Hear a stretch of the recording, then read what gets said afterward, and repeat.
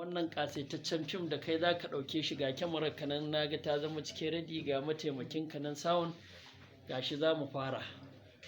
So da farko dai suna na Lawal Usman wanda aka fi sani da Yarima mai wuta. Gaskiya ne.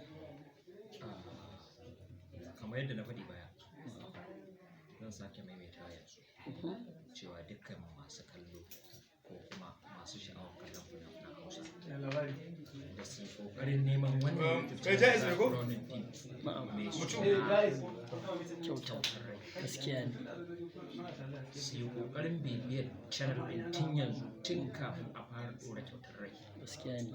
Ya kasance da zaran an ɗora Kyautar Rai san da cewa an ɗora shi saboda labari wanda zai kayatar ya sha bamban da duk wani labari.